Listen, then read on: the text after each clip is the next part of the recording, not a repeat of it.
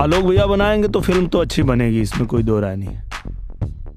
राहुल भाई, हीरोइन के बारे में क्या सोचे? लड़की नई होनी चाहिए, मॉडल टाइप, सेक्सी। जैसे कि वो लड़की।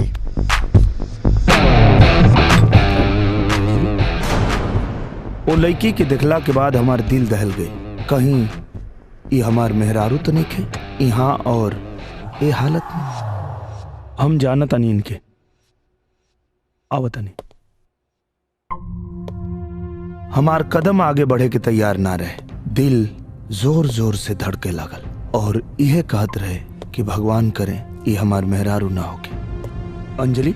अरे यार, हमार नाम अंजलि ना, हमार नाम एंजल है। सुपरस्टार निरहुआ सर, रहुआ खातिर हम अंजलि का, अंजलि, एंजल, अंजू, आम्रपाली कुछ भी बने खातिर तैयार बनी सर। आज हमार बहुत लकी डे है, काहे कि हमके एक ना दो गो निरहुआ दिखाई दे रहल बा। वैसे सर, हम रोज ना पियनी, खाली कब्बो कब्बो। आज के दिन हमार बहुत खराब रहे। एगो ऑडिशन में बड़ा मेहनत से सिलेक्ट भईनी और ये भूले के बीमारी की वजह से शूट पे जाए के भुला गई नी। और सर, वो लोग केहू दूसर लड़की के साथ शूटिंग कर लेलस। वैसे हम रोज ना पियनी, बस कब्बो कब्बो, काहे कि बच्चन साफ कहेलन आदमी के दारू ना पिएगे चाहिए। दारू पियला से लीवर खराब हो जाला और हम तो वादा कइले बानी मरे के बाद अपन लीवर, किडनी, दिल, फेफड़ा, आँख सब कुछ दान में दे दे। शराब ना पिएगे चाहिए। सर, एगो रोल दिवा दी ना प्लीज, बस एगो छोटा सा रोल भी मिल जाए तो। इनकर हालत देखा तारू, ये सब का। अच्छा, अब समझ ली कि हमरा के घरे लेवे काहे नहीं आए। एंजल बन गल हुई है मतलब? अरे बेटा जी, अंजलि कबो कबो एंजल बन जाले। अरे बेटा, अंजलि जब एंजल बने नी ना तो वो ऐसा नाटक अक्सर करत रहे नी, जैसे उनकरा के भी कुछ पता नहीं किया कि वो का कर रहल बानी। अरे यहाँ तक कि एक कमरा से दूसरे कमरा में चल जाई हैं, अपन कुल रूप रंग बदल ली है और अपना के पूरा तरीका से अंजलि से आजाद कह के एंजल बन जाई हैं। और एंजल बनला के बाद वो अपना के ऐसा समझे नहीं जैसे वो कबो अंजलि रहबे ना कहीं। मतलब बेटा सुना, कबो कबो ये सब नखरा पसा रहे ले। हाँ? ओ बेरा तो हम रहू के नहीं चिन्हे ले, हमरा के मकान मालकिन और अपना के किराएदार समझे लगे ले। बाकी चिंता मत करी, सब ठीक हो जाई। दिमाग के डॉक्टर के देखो नहीं उनके। हे भगवान, रहुआ के हमार बेटी पागल लगतिया जो नकरा के हम दिमाग के डॉक्टर के दिखाई। अरे कहनी ना क्यों कबो कबो ऐसे नौटंकी पसा रहे ले। कुछ नहीं के भइल, ठीक हो जाए, चिंता मत करी। अरे तो आप हमके पहले काहे ना बताओनी? अरे तो कौन कैंसर जैसन बीमारी जन बतावल जरूरी रहला। ठीक हो जाए, चिंता मत करी, ठीक हो जाए। अब हमके समझ में आयल कि कैसे वादा करके उ ना आवत रहली। हमरा के ना भूले के बीमारी बा। जब भी ज्यादा टेंशन होला हम सब कुछ भूला जानी। काले भी ऐसने भइल रहे। और जब हम पूछत रहनी तो भूल जाए के बहाना करत रहली। ना बेटा, हमार बिटिया झूठी नहीं खे। अरे ओकरा सच्ची में भूले के बीमारी बा। हो सकता काहे कि जब अंजलि हमके पहला बार मिलल रहली त ना पहचान ली। तो रहुआ के बानी? आप हैं मशहूर गायक निरहुआ। हमार नाम दिनेश लाल यादव है। पर जब आज एंजल बन गई है तो पहचान गई। सुपरस्टार निरहुआ। अंजलि सिर्फ हिंदी फिल्म देखेली और शायद एंजल भोजपुरी भी। हमार मन ही माने के तैयार ना रहे कि हमार मेहरारू अंजलि कोनो नाटक करेली। माता जी, आज से आपके हिजे रह के पड़ी। अब कुछ ना, हम अंजलि के एक पल अकेला नहीं छोड़ सकत। प्लीज।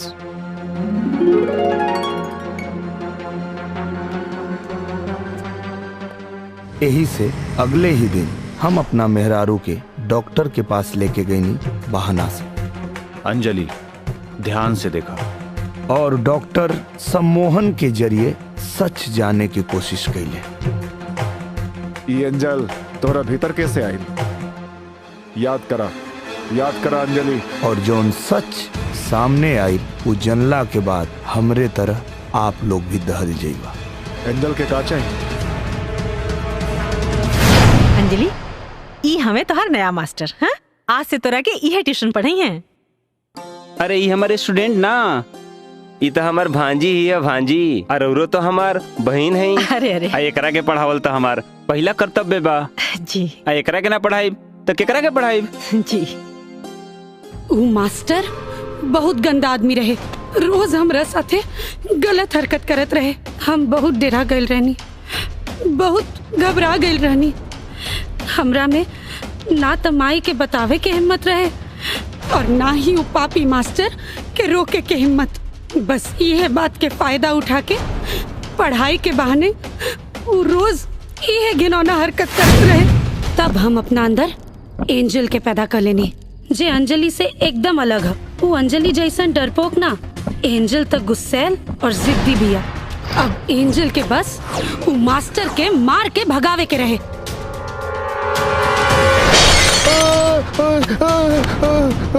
हम अंजलि नहीं, एंजल है। एंजल दोबारा हमके छुए के कोशिश भी मत करी। हा पागल हो गल बिया, पागल हो गल बिया, लड़की पागल हो गल बिया,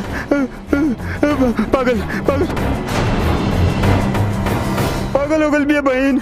ए बहन, अरे बाप रे, राउर बेटी ठीक से ना पढ़त रहला सिया। थोड़ा सा ओकरा के उल्टा सीधा का बोल देनी कि बोतल चला के सीधे सर फाड़ देला सिया। हाँ अंजलि। अरे अंजलि ना हूँ, एंजल बहन। अंजलि देखा आ गई। झूठ बोल रहा है भाई मास्टर। ये हमरा साथे गंदी हरकत करेला, ऐसे हमें के मरनी हो। अरे ना बहन, ये पागल हो गल बिया। अरे ये अंजलि ना, ये एंजल। हाँ हम एंजल हैं। ये झूठ बोले ना मास्टर, हमार बिटिया झूठ ना बोल सकत। वो तोरा संगे जौन भी कहले हुई बिल्कुल ठीक कहले हुई, और अब तोर सच्चाई हम दुनिया के सामने लेके आईब। अच्छा, तो तू दुनिया के सामने लेके आईबू? हम वो बताएं दुनिया के सामने कि तहार बेटी पागल हो गई। खबरदार, ये बात अगर घर से बाहर गई तो ते जिंदगी भर जेल में सड़वे मास्टर। याद रखिए, चुपचाप यहाँ से चल जाओ। माफ कर दे, भाग यहाँ से, भाग। चल तो जाइब हम, लेकिन फिर यहाँ आए। फिर आई बे तो फिर मारब। भाग। ये सब का अंजलि, अंजलि ये सब का बिटिया? हमसे बहुत बड़ी गलती हो गई जो हम पापी मास्टर के संग तोरा अकेले पढ़े के भेजली। अब ऐसी गलती कबो न हुई, अब तोरा के कबो न सदे। बाकी नाटक बंद कर बिटिया, नाटक बंद। ए मकान मालकिन, हम अंजलि ना एंजल हैं, और तू हमार माई ना मकान मालकिन हूँ।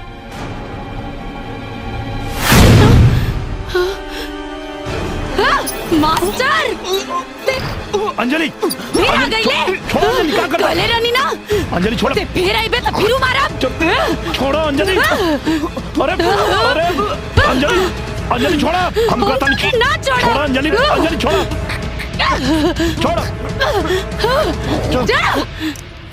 सुनो, अरे डॉक्टर में अंजलि मार डाला तोरा के।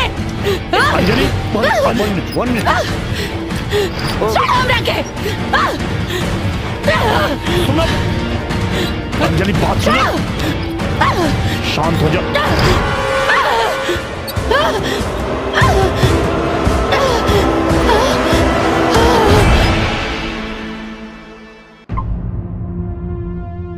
अंजलि अपन मास्टर से लड़े खातिर अपना से बिल्कुल अलग अपने शरीर के भीतर एंजल पैदा कैले बानी। लेकिन डॉक्टर साहब, अंजलि के एंजल के बारे में कुछ पता नहीं थे और एंजल के भी अंजलि के बारे में कुछ मालूम नहीं थे। हाँ, ये बीमारी ऐसा होला एक शरीर में दो या उससे ज्यादा भी लोग रहेला, जेकर रहन सहन, जेकर स्वभाव एक दूसरे से बिल्कुल अलग होला, एक दूसरे का बातचीत भी याद ना रहेला, और यहां तक कि एक दूसरे का चीज ओकरा के सामने भी आ जाला तो ऊपर यकीन ना होला। लेकिन डॉक्टर साहब, अभी तो मास्टर नहीं थे, फिर एंजल का है।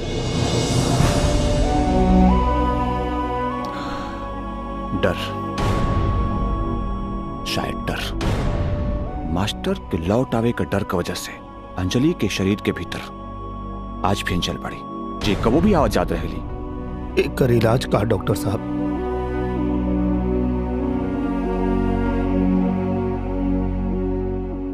इलाज तक कुछ नहीं के, बस कुछ दवाई का सहारे मरीज के धीरे धीरे सच बताते रही जब तक कि मरीज ठीक ना हो जाए। और सच बतावे में कोनो खतरा तो नहीं थे? बहुत बड़ खतरा बा, मरीज के झटका लग सकेला और आत्महत्या का कोशिश भी कर सकेला। अब आप सोच ली कि सच्चाई बता के मरीज का साथे जोखिम उठाए।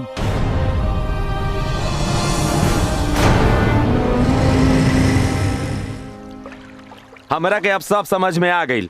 भाभी जी के अपरिचित फिल्म के हीरो वाला बीमारी बा। वैसा नहीं कुछ बा यार। तारा लगे दुए गो रास्ता बा, या तो अंजलि भाभी के साथ है जियो या तो उनकर साथ छोड़ दो। छोड़ नहीं खी सकत यार, बहुत प्यार करे ने उनका से, हमेशा उनके साथ ही रहा, सुख में भी दुख में भी और बीमारी में भी।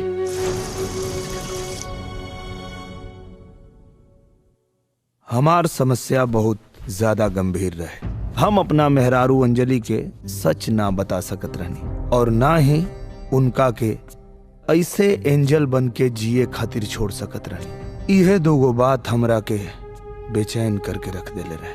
हमके लागत रहे कोनो न कोनो बीच के रास्ता तो निकल ही के पड़ी, इससे पहले कि कोनो और दुर्घटना हो जाए।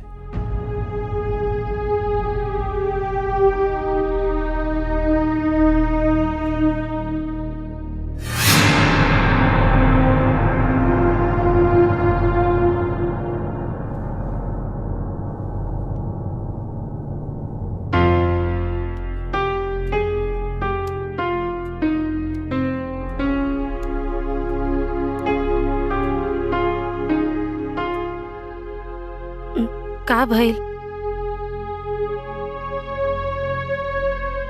कुछ ना।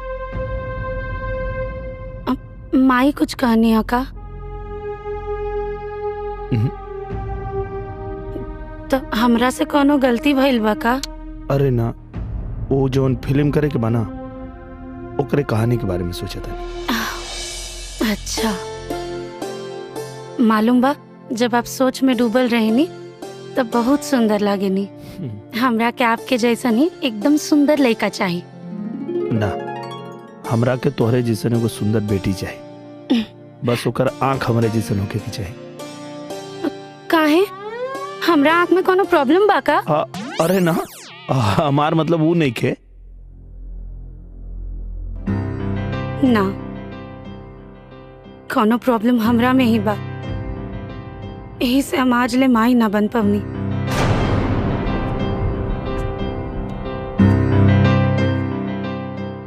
ऐसे काहे सोचा था? हाँ? डॉक्टर के दवा और दुआ से सब ठीक हो जाए।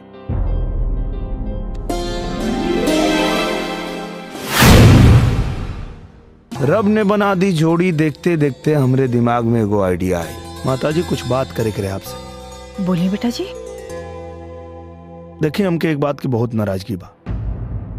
का आज ले आप हमके दहेज में कुछ न देनी। दामाद जी, जौन कुछ अंजलि कहा तो रउआ का तहा। हम अंजलि की बात नहीं करत। हाँ। हमके एंजल के हिस्सा में से चाहिए। बेटा जी, कितनी बेर बोली कि अंजलि ये एंजल हा। दरअसल आप जौना के अंजलि के नखरा समझेनी, वो एगो बीमारी है। और अगर आप चाहता नहीं कि हम उनके लेके डॉक्टर के लगे ना जाएं, तो एंजल से हमारी दोस्ती करवा दी। ला ला ला। बिटिया, हमरा के तोरा से केहू के मिलावे के बा। केकरा के? चला मिलाई। आवा। Oh my god, superstar Nirahua sir, हम राउर बहुत बड़ फैन हैं। देखी ना, पूरा घर में राउर फोटो लगाले बानी। बिटिया बिटिया, ई निरहुआ ना,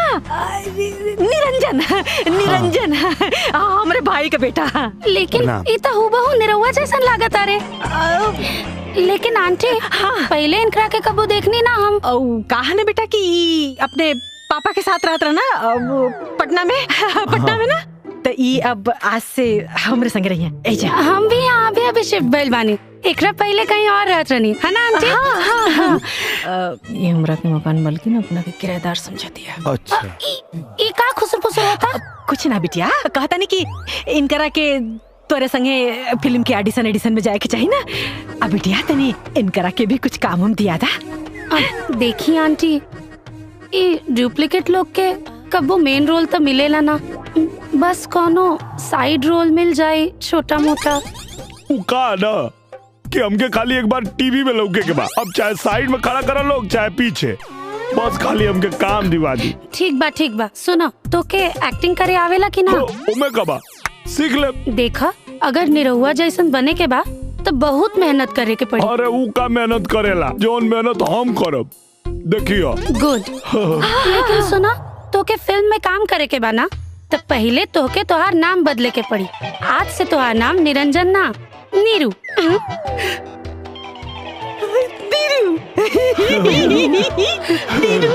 अपना मेहरारू अंजलि खातिर हम निरहुआ रहनी और एंजल खातिर बन गई नीरू, और उनका से दोस्ती कर लेनी ताकि उनकर ख्याल रख सकी। और वो दिन से शुरू हो गई हमार डबल ड्यूटी। निरहुआ पसंद रहा।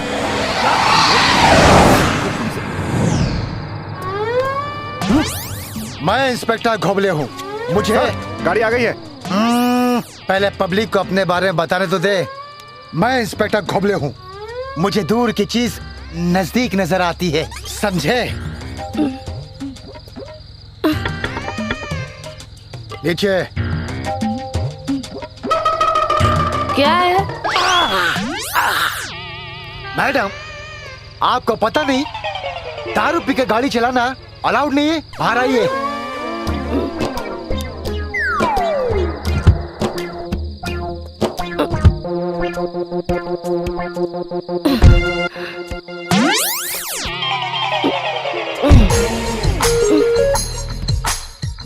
मुंह खोलिए। अरे मैं क्यों मुंह खोलूं? आपके पास तो दारू चेक करने वाला मशीन कहाँ है? वो था मैडम, लेकिन कहाँ गया पता नहीं। खैर छोड़िए, आप मुंह खोलिए, मैं ऐसे ही चेक कर लेता हूँ। देखो क्या कर रहे हैं इंस्पेक्टर साहब? आपको दिमाग नहीं है? ऐसी हालत में आप मेरी वाइफ को रास्ते पे खड़ा कर दिए, पता है आपको?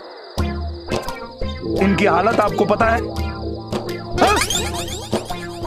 अभी तो ये अचानक। अरे बाप रे बाप। अरे छोड़िए इंस्पेक्टर साहब, डाले तुम क्यों खड़ी हो? जाओ जाके गाड़ी में बैठो।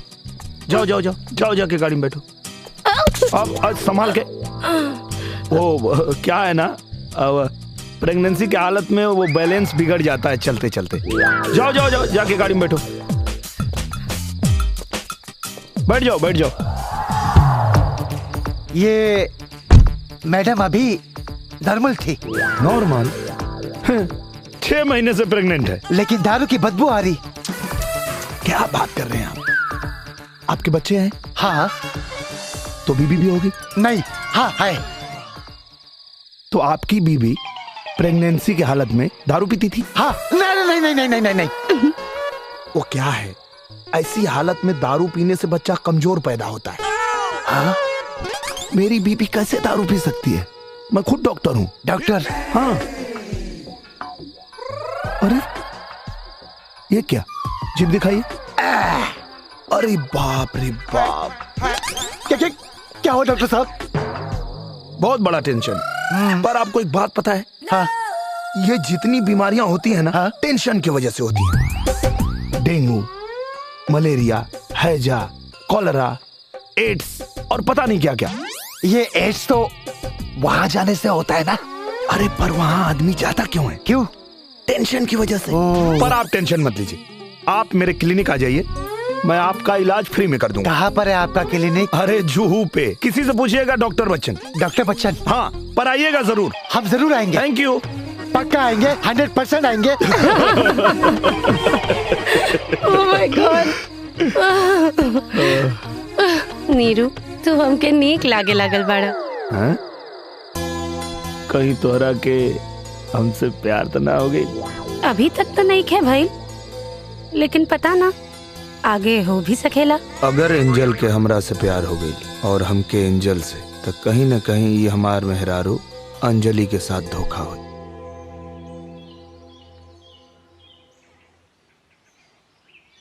सोना, बाबू, चलो उठा। उड़ जा उड़ जा उड़ जा उड़ जा उड़ जा उड़ जा। चला। शाबाश। ला, दवाई खा ला। रउआ के कैसे पता चल जाला हमरा सर दर्द के बारे में? जानू, जब प्यार हद से ज्यादा बढ़ जाला ना, तो सब पता चलेला। का हो? का बोला? एक काम कर, तू ना आराम कर। हंसराज वालन से मीटिंग बा, हम मीटिंग का क्या होता नहीं। कह देव कि तू शूटिंग में बिजी बड़ा। ना यार, चलो तानी हमू। वैसे भी 1 घंटा की ब्रेक बा। फिर से एंजल? हाँ यार, सवेरे 4 बज गई। हमरा तो लागत है ना कि अंजलि भाभी के सब कुछ सच सच बता देवे के चाहिए, न तो तहरा अब इलाज की जरूरत पड़ी। ठीक है ना बा, बिना कसरत के वजन घट रहा बा। तहरा मजाक सुझाता, हम मजाक नहीं की करत, वजन नहीं खे घटत। अब ये हाल रही तो तहार सेहत पर बहुत असर पड़ी। हाँ यार, लेकिन नहीं बता सकत। पता ना अंजलि सदमा बर्दाश्त कर पाई है कि ना, और हम उनके खोवल नहीं खिंचात। जैसे चला था वैसे चले दा। ठीक बा। और अब वो हमार जीवन साथी बाड़ी, उनका के खुश रखे खातिर हम ये सब जीवन भर कर सकता नहीं। हम एक हिंदी फिल्म बना रहे हैं जो बिहार बेस है, इसलिए हम चाहते हैं कि हम बिहार के सुपरस्टार को इसमें हीरो लें। बॉबी, ये हरीश के बचपन के दोस्त, नंबर 1 वाला हरीश। बॉबी, ओहो, आफ्टर लॉन्ग टाइम। आप एक दूसरे को जानते हैं? अब बचपन से। मच्छर? हाँ। ये मच्छर हमेशा तुम्हारे पीछे क्यों पड़े रहते हैं? Naughty, naughty, very naughty. ये बॉबी हमें सही पकड़े हैं। बॉबी मतलब खेल में, पढ़ाई में, लड़ाई में, हर चीज में नंबर 1। देखला बॉबिया के पावर। का भाई बॉबिया के याद आवता? सब ठीक बा ना? अरे सब ठीक बा, हमरा का भाई? फिल्म के हीरो तो तू बड़ा। अब बचपन के बाद बचपन में ठीक रहे, अब 20 साल हो गई। हम तय कर ले बानी बॉबिया से ना, मतलब काम से काम रखे के बाद। तू न काम से काम रखबा? आऊ मतलब हाथ पे हाथ रखी, होठ पे होठ रखी, और पता न कहाँ कहाँ का रखी। लेला मजा, फ्री में जो मिलता है। फ्री में तो तू मिलता रहा बोबिया के। 20 साल के प्यास बुझाई बोबिया। अरे नाम मतलब ओकर नाम सुन के हमार फटता है। अभी ऐसे जी, अभी ऐसे जैसे तहार सास के नाम सुन के तहार फटेला। अभी सोचा कि तहार सास काल का करे वाला बाड़ी। का भइल, फाट गईल। इनकरा खातिर तो हम स्पेशल मुरई का पराठा बनौले बनी। हाय हाय हाय, ला खा। बस बस बस। अरे ऐसे कैसे बस? अरे यो खा। अरे कितना खाई? खा बेटा, बस हो गई।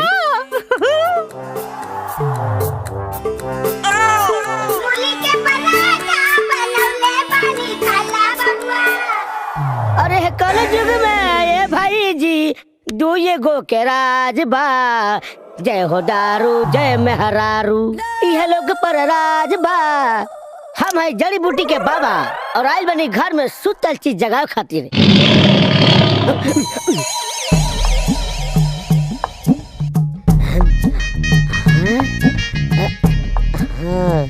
ये है लड़की के बाल।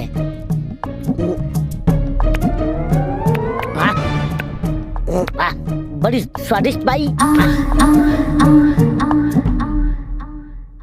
यह लड़का के बाल, तनी एकरो स्वाद चीख ली। बाप रे बाप, महा बेकार बाई। ए मौसा, लड़के के बाल ठीक रखा, लड़का के बाल महा बेकार बा। कहो मौसा, तू टेस्ट करबा? आवा आवा, दोनों के टेस्टिंग करनी हम। समस्या और लड़के में बा। लेकिन बाबा, डॉक्टर तो कहे ना कि समस्या लड़की में बा। अरे आजकल के डॉक्टर के ज्ञान कहाँ बा? हाँ। हमारे प्राचीन विद्याओं के सामने उनकी कोई औकात नहीं है। ये कहा बाबा? ये ऐसा जड़ी बूटी बा जेकरा से रौर दामाद के रोज ताकत प्रदान करी। बाबा, वो इतना कसरत करना कि हमरा के नहीं लगे कि ओकरा अंदर ताकत के कमी बा। ऊपर वाला ताकत नहीं, नीचे वाला ताकत, नीचे वाला। उनकर घोड़ भी ठीक है बाबा। लगभग 100 दंड बैठक सवेरे करेलन। अरे माते, रवा के कैसे समझाई हम? कोनो भी सुतल आदमी के जड़ी बूटी जगा देला। हाँ बाबा, सवेरे 6 बजे उठ के कपारे पर नोचे शुरू कर देना, बिना केहू के जगौले जगाना। माते, रोज एक दूध में मिला के पिलाई, फिर देखी रहा दामाद जी के कैसे सुहागरात बनाओ तारे। परसों नहीं तन कभी मिला के पियाए। अच्छा, ऐसे बोला ना। का बैल कुछ मिलेले बनी का? हाँ, मिल अभी मतलब प्यार, कूट कूट के अपन प्यार। एक और बस हो गई। अरे बस 4 पराठा, देखिए हड्डी हड्डी लौकता बेटा जी। एक और खाली ना, बस हो गई। अब बस। अच्छा, एक काम करा, ये ले, एक टिफिन एक लेके जाए, बैठ के आराम से जब फुर्सत मिले ना अकेल खाब, एकदम अकेल खाब, लेकिन खा ले। टिफिन भी तैयार बा। और न तो कदमार जी रुआ खियाला मैं तो रखीला और का रखला अकेल खाब। हाँ। चलिए ठीक बा, निकला तानी। लेट हो जाए। बाय। चलो बाय। ठीक बा।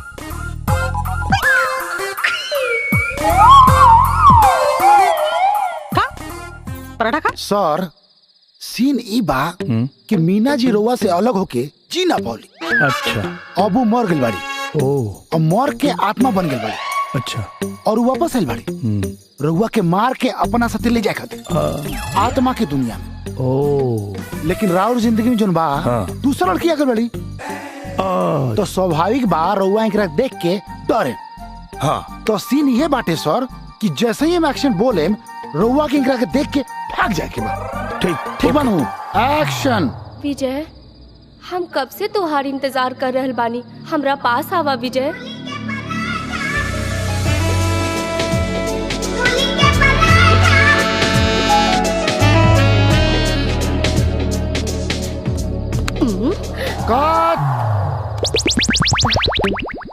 सर, हम रउआ के बोलनी है आपके इंकरा के देख के भागे के बा। ई भूत बाड़ी। अच्छा भागे के बा। रउआ इंकरा के गला लगा लेनी है। ओके सर रेडी। फिर से करी सॉरी। ठीक ओके है सर। एक्शन। विजय हम कब से तुहार इंतजार कर रहल बानी। आवा आवा आवा ना।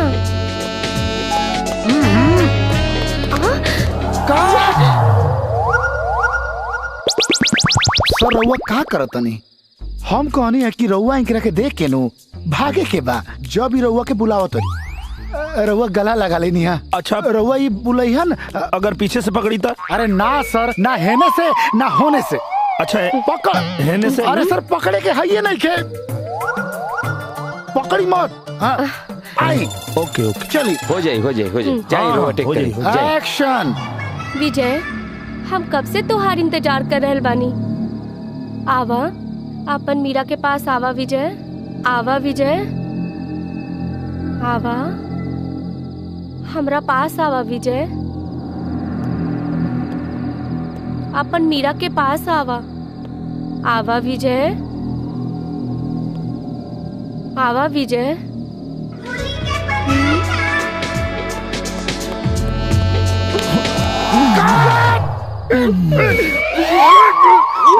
अरे काम कर जोड़ी रहुआ। बार बार रहुआ के कहता नहीं। हाथ छोड़ी छोड़ी, पकड़े के नहीं खमर दे। इंकरा के देख के भाग जाए के बा। अरे छोड़ी नू।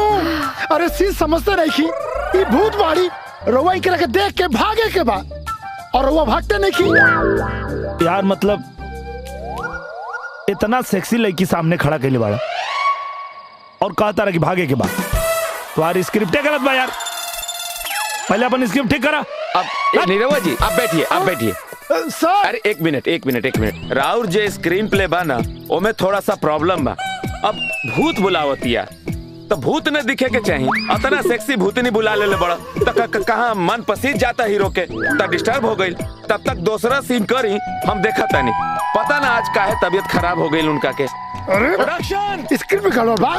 करे के लूर नहीं के आगे बढ़ा। प्रोडक्शन कॉफी लाओ। यस सर।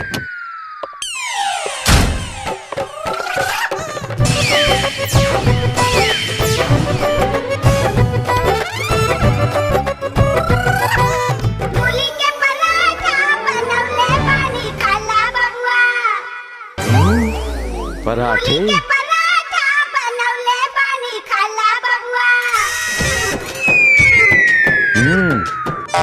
टेस्टी।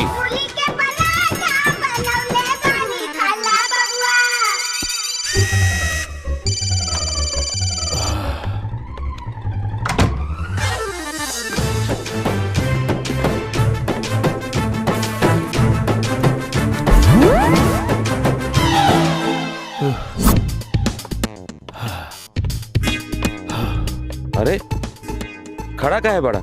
आराम कर लो ना, बैठ जा थोड़ी देर। लागत खाना में कुछ गड़बड़ रहे। तहार नियत में गड़बड़ी रहे ना यार। वो हमार सासू जी के मूली के स्पेशल पराठा के कारनामा है। हाँ कारनामा तो रंग दिखा रहल बा, बस टाइमिंगिया थोड़ा गड़बड़ा गई। अरे यार समझ में नहीं के आवत। रोज कुछ न कुछ नया षड्यंत्र करत रहे यार। हाँ। एक काम कर रहा ना, जाके अपने सासू माँ के सामने खड़ा हो जा और कह दा बस माते बस अब और नहीं। हाँ बेटा मजाक कर ले, हर कुत्ता के दिन आवेला। अबे कुछ तो मदद कर। अरे हम का करी मदद? जे करे के बात अरे न करे के बा, वो भी अपना हाथ से। अच्छा बेटा दिखाई तो के। ना ना हमरा कुछ मत दिखावा। हमरा एगो जरूरी मीटिंग बा बबुआ के साथ, हम वही जाता नहीं। अरे का तोरा कहीं पसीना होता रे? एसी चला था। हाँ हो एसी में पसीना चला था। पराठा खेलेगा? हाँ।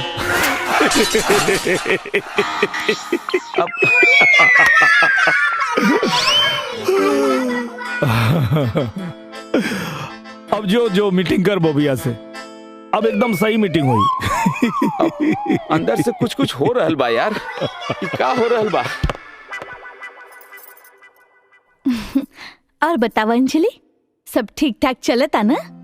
हाँ यार सब ठीक है बा। ठीक है बा मतलब कहीं जिंदगी से बोर तो ना हो गए बाड़ू? अच्छा ये बताव तोहार निरहू आजकल सटल रह तारे के ना? अरे कहत आनी ना सब ठीक है बा। अब तू बाल के खाल मत निकाला।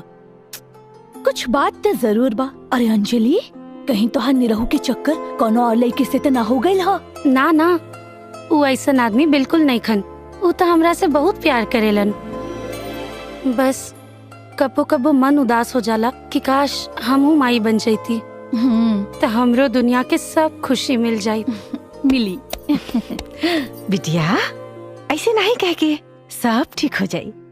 बस आज हम जब तोरा के कहब ना तब तू दामाद जी के पास जिया। दामाद जी? अरे दामाद जी, अरे ये क्या करते हैं दामाद जी? अरे सारा खून उल्टा दौड़ जाई। अरे उल्टा दौड़ा था यही से तो करा था नहीं। सारा खून नीचे उतर गइल बा।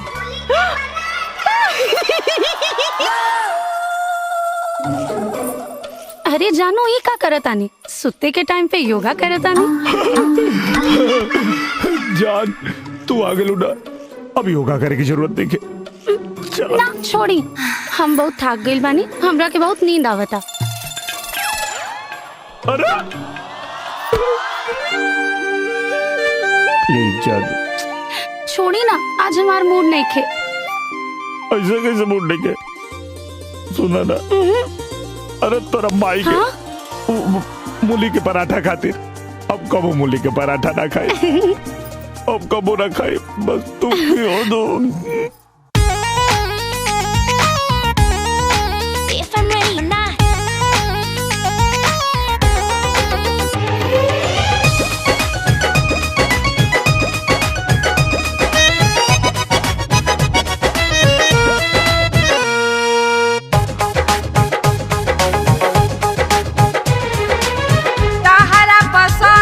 हम नाश्ता बनौले बानी, मधी मयाच देके तवा पे पकौले बानी।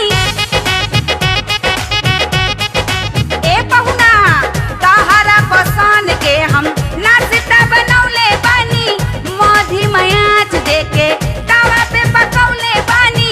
मेहनत के काम बाटे, मेहनत के काम बाटे, रहा है के काठा बनौले बानी। खाला बबुआ खाला बनौले बानी, खाला बबुआ मूली के पराठा बनौले बानी। खाला बबुआ मूली के पराठा बनौले बानी। खाला बबुआ हमरा नहीं के खाए के, रउए खा ली।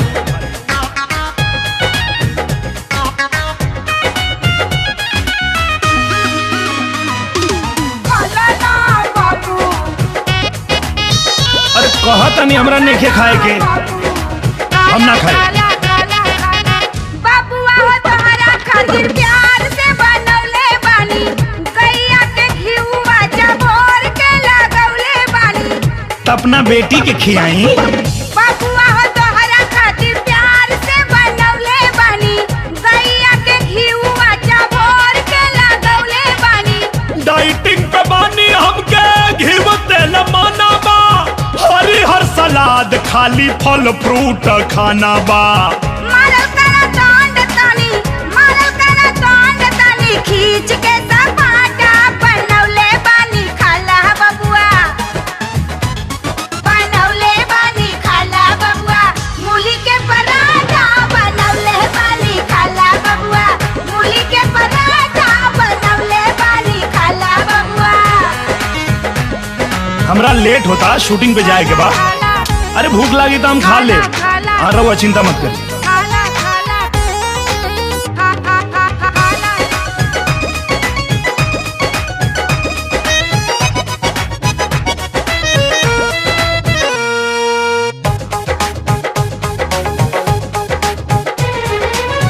खइला में करबा बबुआ जब तू कंप्रोमाइज, तोहरा से होखी नहीं कौनो एक्सरसाइज। अरे 2 घंटा तो डेली एक्सरसाइज करी ले। खइला में करबा बबुआ जब तू कंप्रोमाइज, तोहरा से होखी नहीं कौनो एक्सरसाइज। जे तू डिसाइड करबू हमर खान पान हो, नीम हकीम पड़ी खतरे में जान हो। खैला में फायदा नहीं खे, खैला में फायदा नहीं खे, बाटे बड़ी घाटा। ना खाइब तनी दूरे रख, तो टिफिन में दे दी का? ना खाइब तनी दूरे रख, मूली के पराठा ना खाइब तनी दूरे रख। मूली के पराठा बनौले बानी खाला बबुआ। हटाइबू कि ना सामने से? ये पराठा देखिए कि हमार खड़ा हो जाता कान। बेटा जी टिफिन तो ले जा। 5 बार? अरे हाँ यार, इस सब सासू जी के मूली के पराठा के कमाल है। काल रात ऐसा लागत रहे कि हमारा अंदर केहू और घुस गइल बा। केहू और? हाँ, जैसे कोनो जानवर, और हम अपने पे कंट्रोले न कर पैनी। हम समझ सकीला यार, तहरा सासू माई के मूली के पराठा के शिकार हम हो गइल बानी। तहरा लगे तो अंजलि भाभी बाड़ी, हमरा लगे हम हमार तन्हाई। अच्छा, तारा लगे बोबिया नहीं के? अब नाम मतलब होकर। अच्छा बताइले ना, मीटिंग कैसन रहे तो नहीं की? Bobby Bobby Bobby Bobby my darling, Oh my darling, I love you so much Bobby. love you too. You are my sweetheart. Harish, Yes darling. आज बहुत मूड में हो डार्लिंग, क्या खा कर आए हो? मूली के पराठे। तुम रोज खाया करो। Yes. अच्छा रहे, बहुत अच्छा मीटिंग रहे, सब ठीक रहे। हंसा जीन, हम पटना जाता नहीं। का करे पटना? अरे वो बॉबिया के शूटिंग पटना में ना बा। वाह यार, मतलब अब की होली बॉबिया के साथ है। खूब पिचकारी चली। हाँ तो ठीक बा, हम जाते नहीं। अरे इधर पास कर, नहीं इधर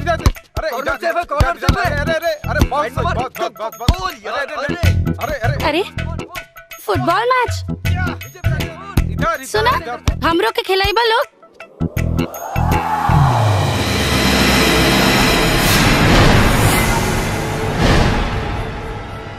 अबे लड़की तो कमाल है बे। अब ये मिलेगी किसको, मैच करके डिसाइड करते हैं।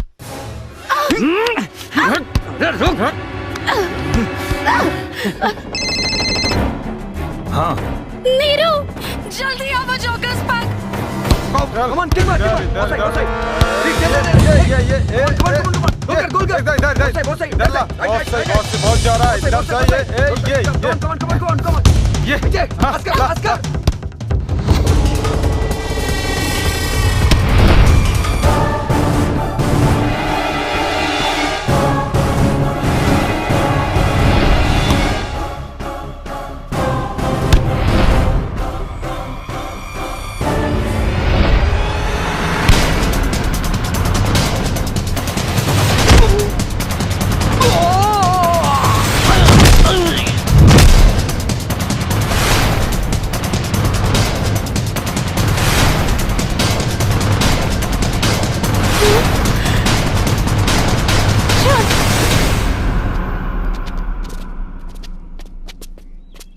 मैंने गोल मारा, लड़की मेरे साथ जाएगी।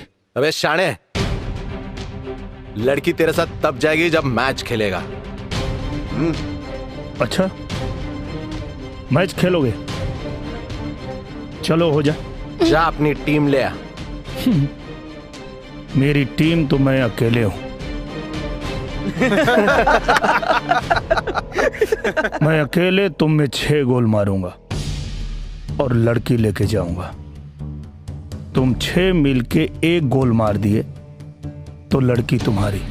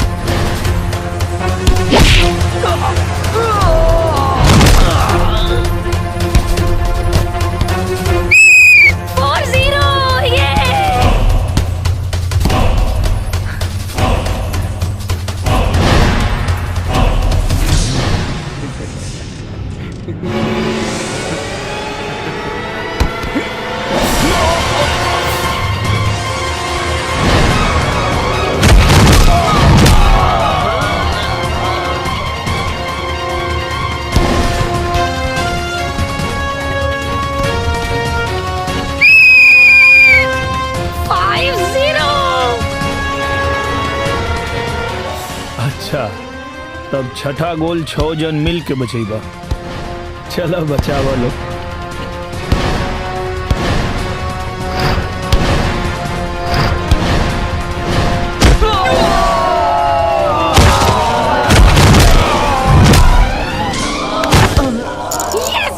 Yes yes yes 6-0। Congrats Neeru. अब बीमारी देखो, ये लोगों को देखो, हवलदार भी नहीं है। ओहो देवा, ठीक करते रे। है बीमारी में समझ में नहीं आता, करे तो क्या करे। ए देवा, मेरे को ठीक कर दे देवा। मैं नारियल फोड़ेगा, मुझे डॉक्टर बच्चन से मिला दे।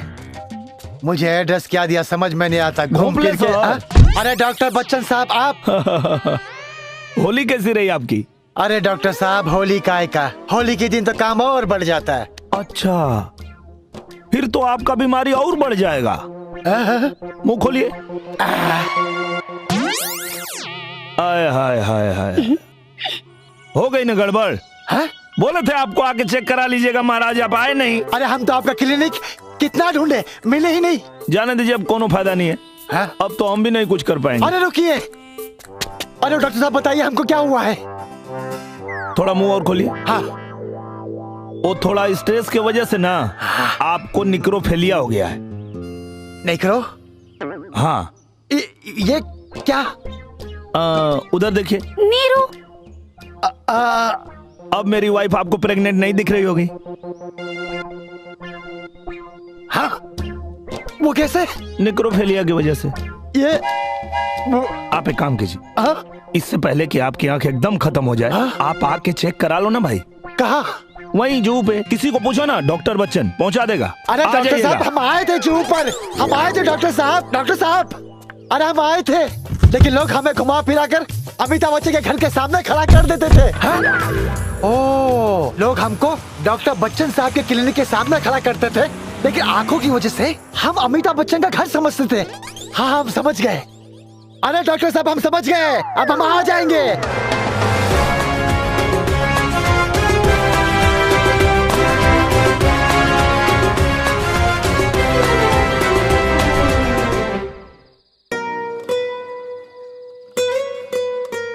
तो के पता बा, हमके हमेशा से एगो पागल लड़का चाहत रहे, बिल्कुल हमरे जैसन, और तू एकदम वैसन है बाड़ा। यही से तो हम तो से प्यार कर बैठल हैं। पता न काहे आज अपने ही मेहरारू के मुंह से प्यार शब्द सुन के अच्छा ना लगत रहे। काहे कि ये कहीं न कहीं हमार मेहरारू अंजलि के साथ धोखा रहे। लेकिन हमके कबो धोखा मत दिया। तू ही हो अंजलि, लेकिन एहसास अलग। ये उहे तना, लेकिन राहत अलग।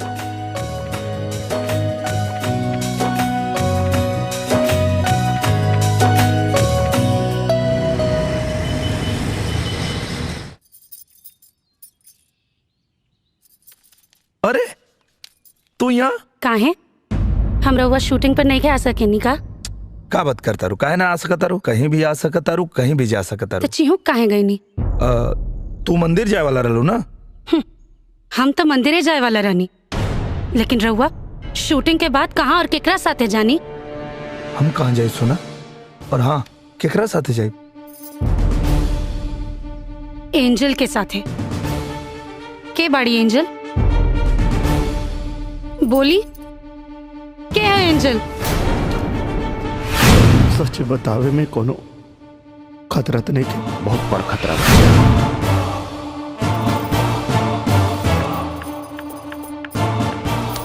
रउआ जवाब काहे नहीं की देत? बताई के बाड़ी एंजल? मरीज के झटका लग सकेला और आत्महत्या का कोशिश भी कर सकेला।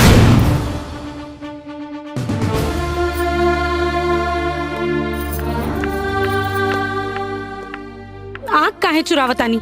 जवाब दी, के बाड़ी एंजल? अब आप सोच लें कि सच्चाई बता के मरीज का साथे जोखिम उठाई। अंजलि स्वाति ठीक है कहत रहे, राउत चक्कर कौनो दूसर लड़की के साथ चला था। देख हमार बात सुना, ऐसा कोनो बात नहीं करी। हमके रउआ से बात नहीं की करे के, बल्कि राउत शक्ल भी नहीं के देखे के। हम अपना माई के साथ अपना घरे जाता नहीं। हम चाह के भी उनका से सच ना बता सकत रहनी, काहे कि वो सच बर्दाश्त ना कर पाई है। का अब भी निरहुआ अपना दुल्ही से सटल रही, ई जानल जाई मध्यांतर के बाद। इंटरवल के पहले आप देखनी है निरहुआ सटल रहे के कहानी, जो नाम में निरहुआ के बीवी के दू गो रूप है, अंजलि और एंजल। अंजलि एंजल के पैदा कैले रहली अपने बचपन के मास्टर से बदला लेवे खातिर, काहे कि अंजलि मास्टर से डेराइल रहली, घबराइल रहली। मास्टर तो बचपन में चल गई, लेकिन मास्टर के लौट आवे के डर से मास्टर से लड़े खातिर अंजलि के दिमाग में एंजल हमेशा जिंदा रहली और वो कभी भी आ जात रहली। हम अंजलि के सच्चाई कबो ना बता पौनी, एह डर से कि कहीं इस सच्चाई के सदमा से अंजलि के कुछ न हो जाए। अब हम अपने मेहरारू के दूसरा रूप एंजल के ऐसा ही छोड़ त ना सकत रहनी, एह लिए हम अपने अंजलि के दूसरा रूप एंजल के जीवन में एक नया रूप लेके एंट्री लेनी, नीरू बन के। और कमाल के बात तई है कि एंजल के नीरू से प्यार भी हो गई। और जब यह बात के खबर हमरा बीवी अंजलि की चलल कि हमरा जीवन में कोनो और लड़की बा जेकर नाम एंजल है, जेकरा बारे में वो कुछ ना जानत रहली, तो अंजलि हमरा से सारा रिश्ता तोड़ देली। हम अंजलि के ही बता भी ना पावत रहनी कि जौना एंजल से हमके प्यार भइल बा वो अंजलि के ही दूसर रूप है। अब आगे देखी सबे।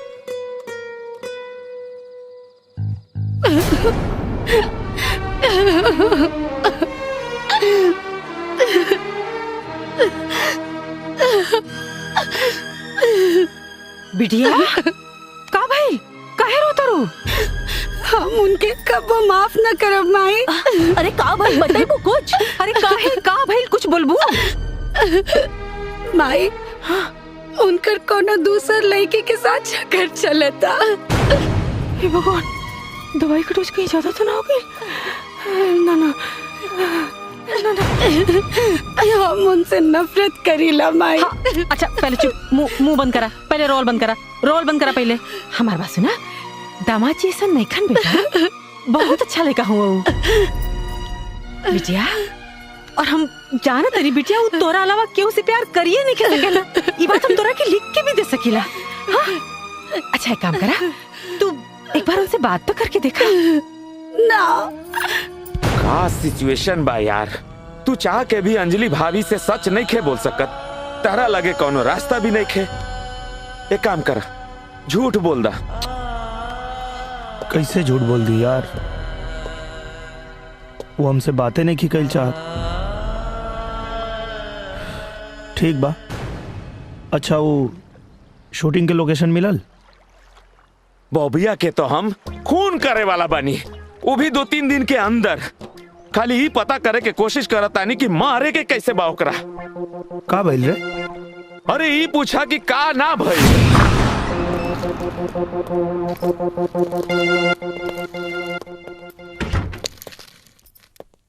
हरीश, ये है अपना शूटिंग के लोकेशन।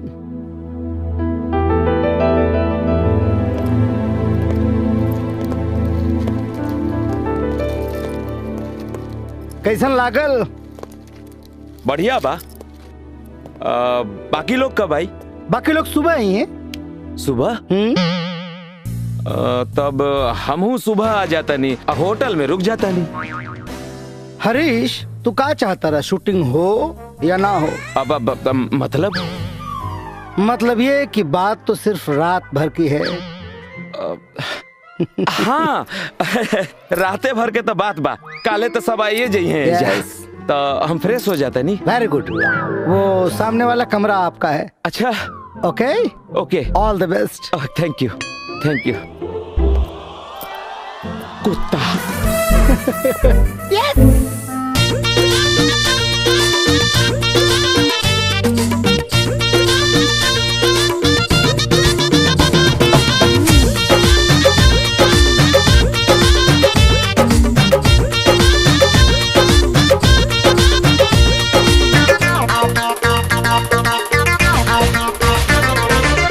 मन करे ओ खड में मुंह सर से कुट दी जवानी राजा जी।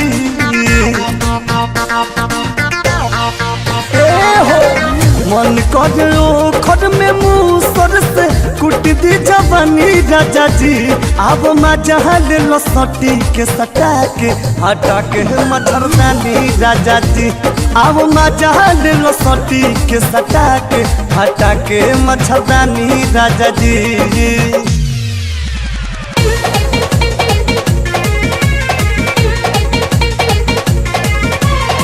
छपरा जिला के होई रंगीला, बनबे त कर दब तोर नस ढीला हो। छपरा जिला के होई रंगीला, बनबे त कर दब तोर नस ढीला। छड़बे जे हमके दोबारा मार देव छारा सरक जाई नारा, मार देव छारा सरक जाई नारा, मार देव छारा सरक जाई नारा।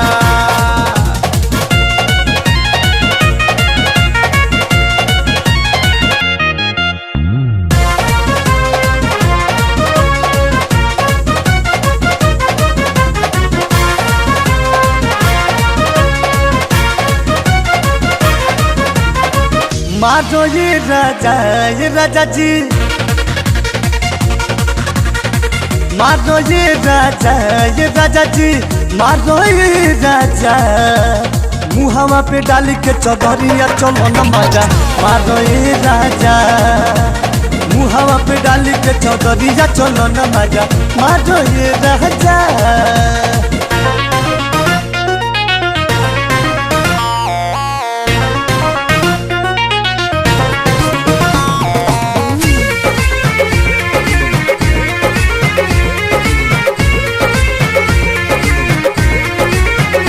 तोर आग डोलेला कबो पाछ डोलेला, तोर आग डोलेला कबो पाछ डोलेला। जब हिलावेले कमरिया दोनों साथ डोलेला, जब हिलावेले कमरिया दोनों साथ डोलेला।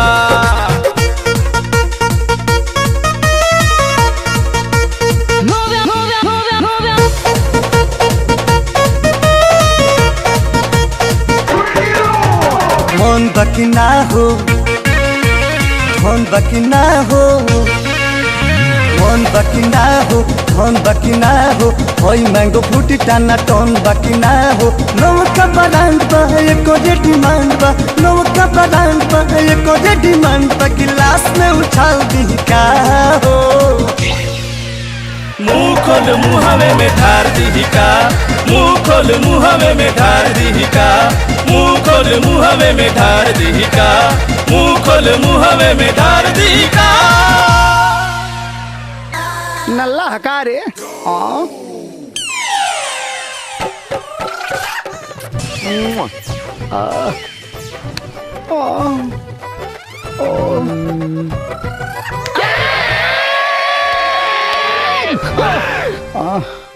अरे मुझे साना हाँ तोहरे पेन के स्याही खत्म हो गल हो बेटा।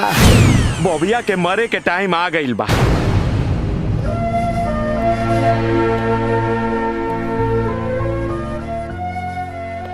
चल फिल्म छोड़ देता नहीं ना। हाँ फिर तो उसे मिले की जरूरत ना पड़ी। ना ना ऐसा मौका बार बार थोड़ी ना आवेला। हम ठीक बानी। हमरा खातिर ये का कम बा कि हमरा के तू दोस्त समझाता रहे खातिर घर देले बड़ा, फिल्म छोड़े के जरूरत नहीं खे।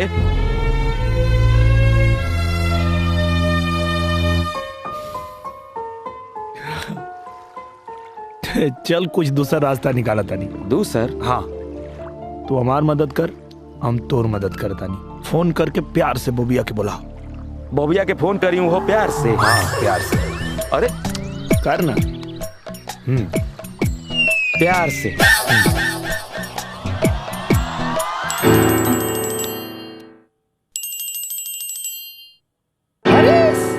हाँ बॉबी डार्लिंग, माय स्वीट हार्ट, माय बेबी, माय डार्लिंग, टेल मी। हमरा तहरा से मिले के बा। हमरा तहरा के देख के कुछ होखे लागल हा। हम तहरा से अपन दिल के बात कहे के चाहता नहीं। ओह माय स्वीट बेबी, आ जाओ, कमन मेरे घर पे आ जाओ। तहरा घरे ना, हाँ हमरा घरे आ जा ना। तुम्हारे घर पे? हाँ यही वक्त, अभी के अभी आ जा। मैं अभी आ रहा हूँ, अभी आता। Okay darling, thank you darling, see you darling. बड़ा खुश हो गई रहे। तोहरे याद में बढ़ गईल बा धड़कन के रफ्तार। मोर बलमुआ हो कब ले करैबा इंतजार। मोर बलमुआ हो बॉबी डार्लिंग। इंतजार की घड़ियां खत्म हो गई। Bobby darling. हाँ बेबी। हमरा तहरा से एगो बात बतावे के रहे। बोलो। तू जब हमरा के छुएला ना, हाँ, तो हमरा बदन में पूरा करंट जाग जाला। ओह मेरी बेबी। हाँ पहले ऐसा ना होखत रहे। अच्छा। हमरा तो लगा था कि हमरा के तरह से प्यार हो गइल बा। हम बहुत कंफ्यूज हो गइल बानी बेबी। हाँ तू तो बचपन से कंफ्यूज हो। इतना नजदीक छुएला से हमसे पूछा आप कैसे एहसास हो रहल बा? बॉबी डार्लिंग एगो और बात कहे के रहे। बोलो ना डार्लिंग। हमरा दिल की इच्छा पूरा करा। हाँ बोलो। हमरा के जोर से, हाँ, सीना से सीना लगा के खींच लो। ओ बेबी कम ऑन। हाँ बॉबी डार्लिंग, मजा आ गई बॉबी डार्लिंग। हाँ बेबी। आज तो बहुत बॉबी,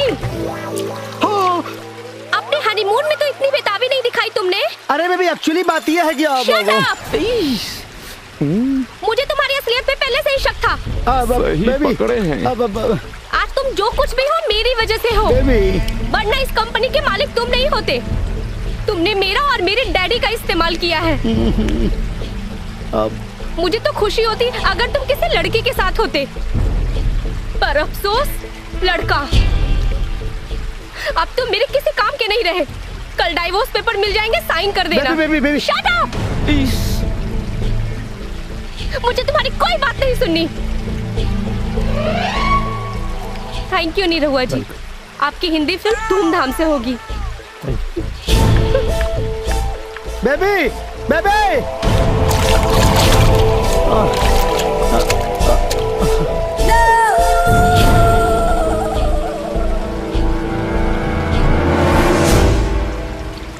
मोर बलमुआ हो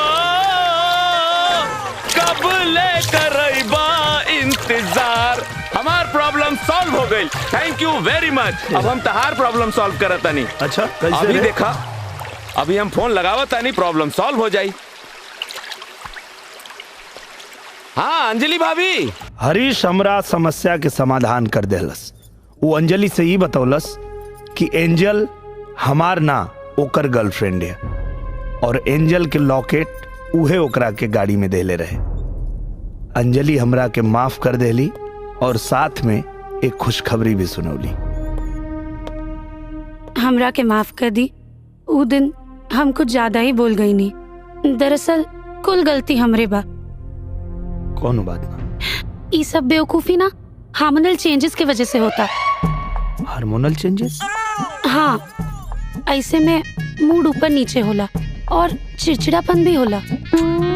अब हमार मूड ऊपर नीचे काहे करता रू? बताओ ना सीधे सीधे का बात बा। हम माई बने वाले मानी। का? सच? हाँ।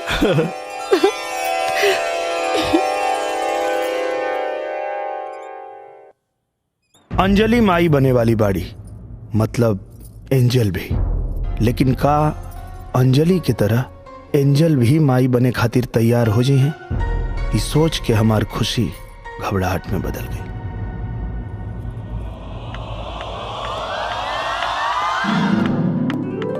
अरे एंजल तनी संभाल के। अरे तू तो ऐसे बोला तारा जैसे कि हम माई बने वाला बानी। एंजल एंजल एंजल एक बात बताओ, माई बने के बारे में का सोचले बाड़ू? एमे सोचे के काबा जब हमरा के माई बने ही के नहीं खे। मतलब ई कि शादी बियाह बाल बच्चा ये सब हमरा के ना चाहिए। हम तो बस ऐसे ही तोहरा साथे एंजॉय करब। और कहीं एंजॉय करते करते माई बन गेलू तब जैसे हमके ई बात पता चली हम अपन बच्चा गिरा देब। एंजल हमके तो से ही उम्मीद ना रहे। अरे का भइल नीरू?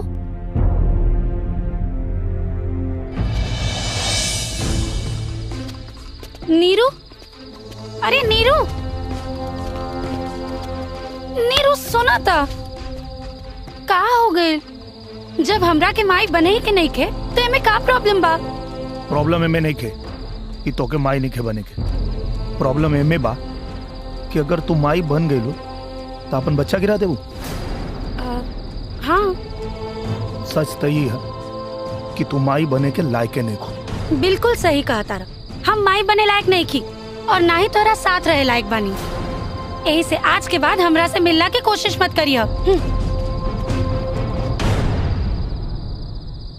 वक्त और हालात हमके ऐसने मोड़ पे लिया के खड़ा कर देलस कि हमके अपने बच्चा के अपने ही बीवी से बचावे के बा।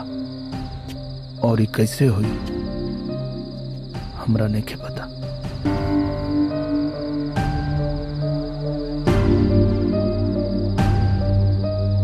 डॉक्टर साहब,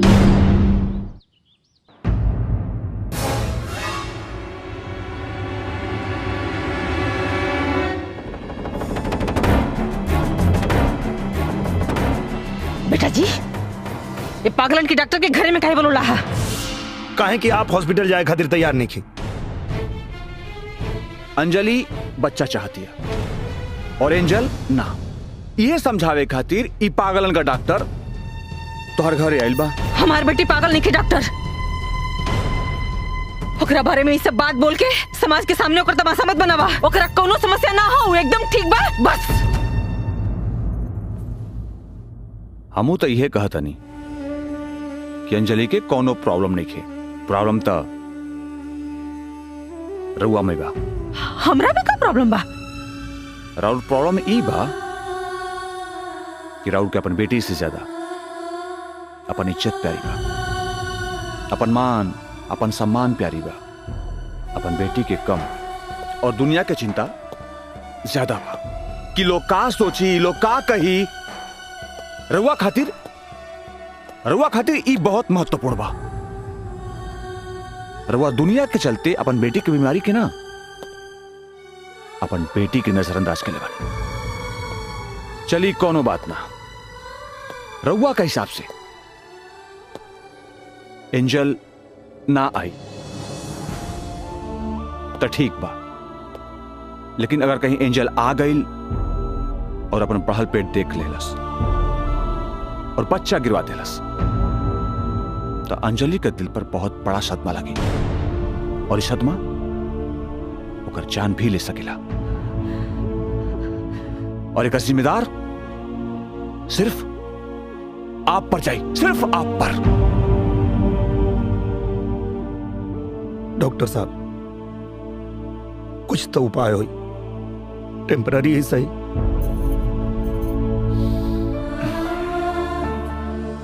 हमारा हिसाब से एक ही को इलाज बा। बच्चा गिरवा दो। नहीं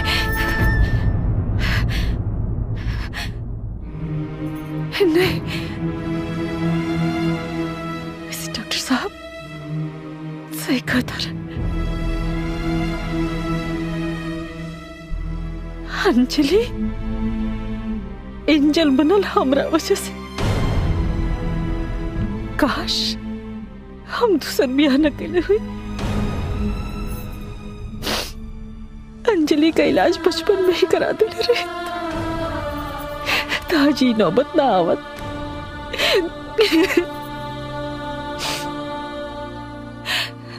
बाकी हम जोन भी के लिए अपना बिटिया खातिर के लिए हम ना चाहत रही कि दुनिया वाला हमरा बेटी के पागल कर ना चाहत रही। बाकी हाँ समझ में आवता कि हमरा में और ये दुनिया वालन की सोच में कोनो फर्क नहीं के, कोनो फर्क नहीं के। बेटा जी रहुआ सोचो तो कब की रहुआ के हम धोखा देने ऐसा ना हो। बड़ बुजुर्ग कले रहना कि ब्याह के बाद सब ठीक हो जाए, हम के लगल कि सब ठीक हो जाए। बाकी हमार किस्मत देखी रहुआ जिसन दामाद पौनी जेकर जीवन अंजलि और एंजल के चक्कर में पिस के रह गए। बाकी रुआ के मुंह से उफ तक ना निकलल। किस्मत वालन के ऐसा दामाद मिलला बेटा जी। माई कहीं न कहीं गलती हमरो बा। हम सब कुछ जानते हुए भी अंजलि के ठीक से इलाज ना करा पाई और आज भी उनके सच बतावे से घबराहट हो रहा बा। जानता नहीं बेटा जी, खाली ये खातिर कि हमने की अंजलि से बहुत प्यार करेला होकर दुख नहीं के बर्दाश्त कर सकत होके हम खोल नहीं के चाहत और यही वजह से आज उनकर तकलीफ और बढ़ गई बा।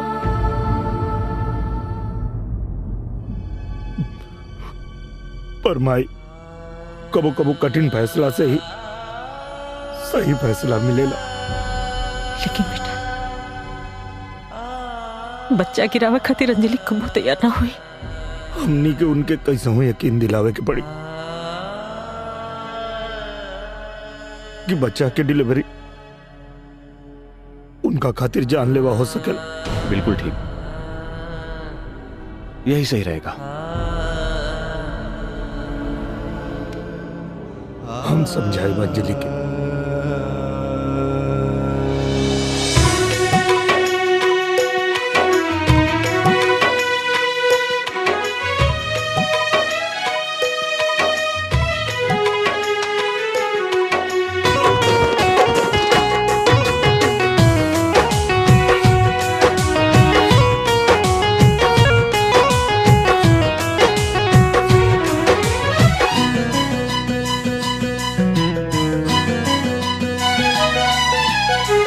कवन कसूर भइल हे विधाता,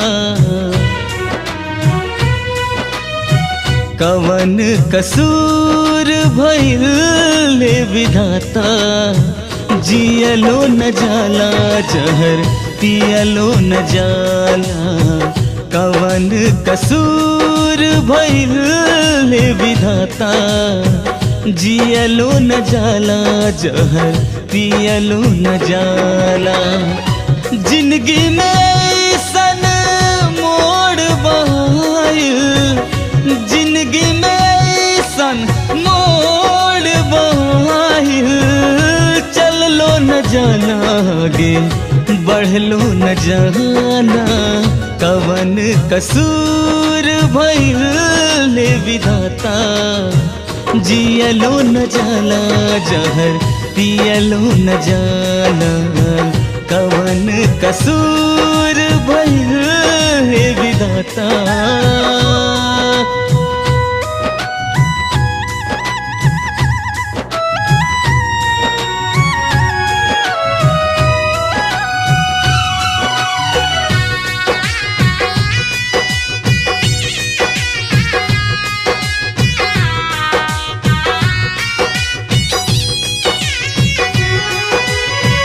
केकरा से कही हम दिल के दर्दिया, रही रही टीस उठावे हो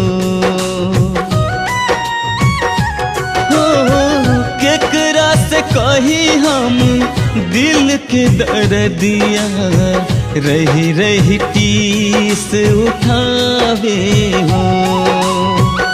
रीत प्रीतिया के कैसे बचाई कुछ हो समझ ना आवे हो। झर झर बरसे अखिया से लोरावा, झर झर बरसे अखिया से लोरावा। कहलो न जाना दुख सहलो न जाना, कवन कसूर भइल विधाता।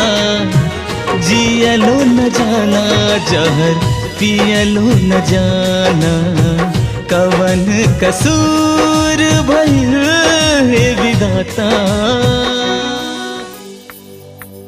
अंजलि हाँ कहाँ जाते रहो? हम मॉल जाता नहीं, हमरे ढेर सारा शॉपिंग करे के बा। कौन चीज के? हेलो, हम माई बने वाला बानी। रउआ के तो कोनो फिक्रे नहीं खे। हमके तो लागता रउआ खुश भी नहीं की। अंजलि कुछ बात करे के रहे तोरा से। का? वो डॉक्टर कहत रहे कि ये बच्चा तोरा खातिर जानलेवा साबित हो सकेला। तो हमके लगा था कि गर्भपात करा दिया जाओ। का? ई का कहता नी? रउआ होश में तबानी?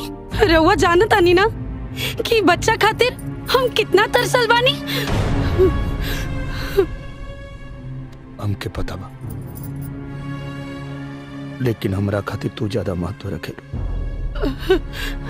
बच्चा ना, लेकिन हमरा खातिर हमार बच्चा।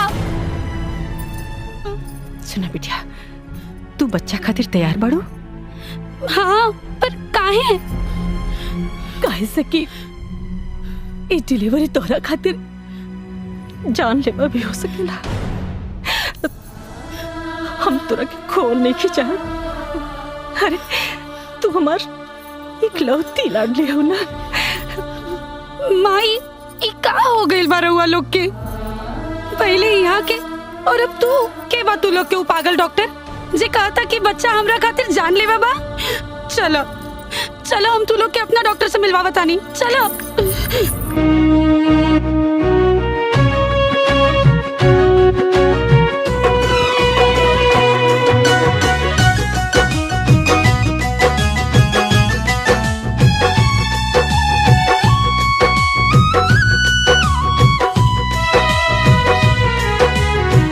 कोखिया उजारे के बगिया के जारे के लेके सुगनवा के जान ओ पिया कैसे मनैबा परान हो। खिलेला से पहिले फुलवा मसल के तारब न विधि के विधान ओ पिया कैसे मनैबा परान हो। दुखवा के रहिया में नहिया के नाता, दुखवा के रहिया में नहिया के नाता। तोड़ लो न जाना दिल, जोड़ लो न जाना। कवन कसूर भइल विधाता, जियलो न जाला जहर पियलो न जाला। कवन कसूर भइल विधाता, जियलो न जाला जहर पियलो न जाला।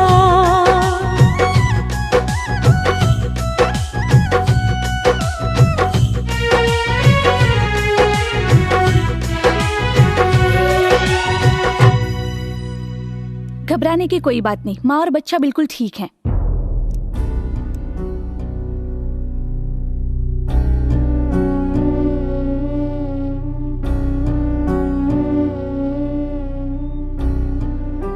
हमरा के आपके जैसा नहीं, एकदम सुंदर लड़का चाहिए। हमरा के तोहरे जैसन एगो सुंदर बेटी चाहे, बस ओकर आंख हमरे जैसन होके के चाहे। हम माई बने वाले मानी। का सच? हाँ। हमारा हिसाब से एक ही गो इलाज बा, बच्चा गिरवा दो। माई बने के बारे में का सोच ले बड़ो? एमे सोचे के काबा जब हमरा के माई बने ही के नहीं खे। और कहीं एंजॉय करते करते माई बन गेलू तब जैसे हमके ये बात पता चली हम अपन बच्चा गिरा दे। एंजल ई कहा हरीश हमार बच्चा। बच्चा कहाँ बा बच्चा? ये देख। हाँ हाथ। हाँ हाँ और ये पेट और पैर भी बन रहा बा। बच्चा अभी बहुत कच्चा बा। हरीश हमारा बच्चा के बारे में फालतू बात मत कर। बहुत प्यार उमड़ रहल बा बच्चा पे। 2 दिन पहले तो बच्चा गिरावे के बात करत रहला। ना हमसे ही अपराध ना हो। ये हमार बच्चा और ये जिंदा बा। हम एकरा मासूम दिल के धड़कन सुन ले बानी यार। धक धक धक धक धक धक। और तू हमरे बच्चा गिरावे की बात करता रहे यार। अरे आइडिया तो तहारे ना रहे। खैर कौनो बात ना। अब ये बतावा कि आगे का करे के बा? पता ना यार। तो सबसे पहले अपन बच्चा के अपन मेहरारू से बचावा।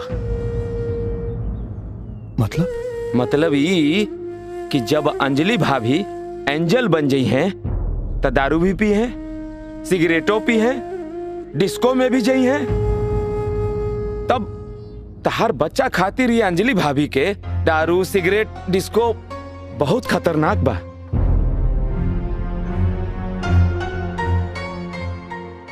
कुछ करे के पड़ी यार।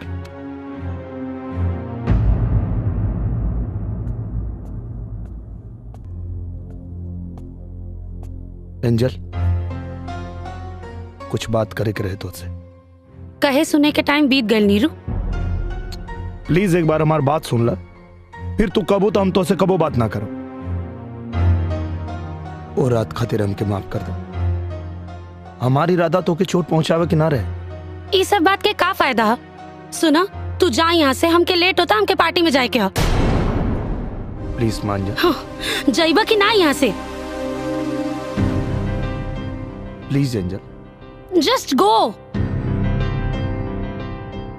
ना मनबू ना।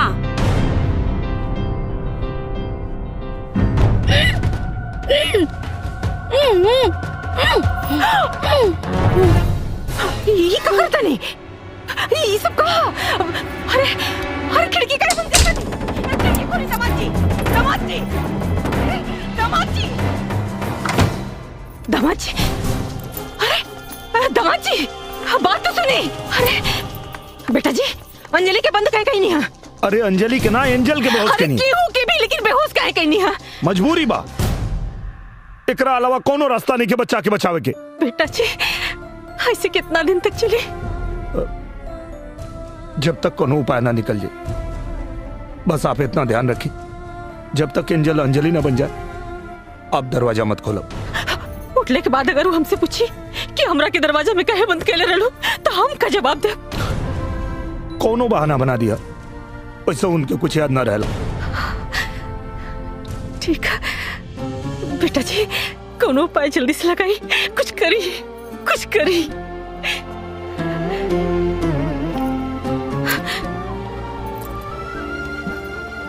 हम कुछ उपाय सोचा था।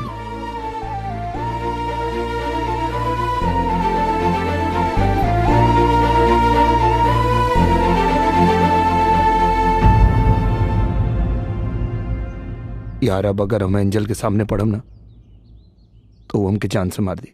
लेकिन उनकरा के बेहोश करे के का जरूरत रहे? अरे यार तू ही काले रले। एंजल जब पब जाई, दारू पी, सिगरेट पी, अब उनके रोके के कोनो आइडिया हमरा समझ में ना आई। अब जो नाइल तो उन कर देना। वो सब तो ठीक बा, लेकिन अब आगे का कहिल जा? अंजलि भाभी पे नजर के राखी? हम तो नहीं रख सका, काहे कि वो हमके जहां पाई वहीं जान से मार दी। तो एक काम कर, एंजल के मार दा, न एंजल रही न टेंशन रही।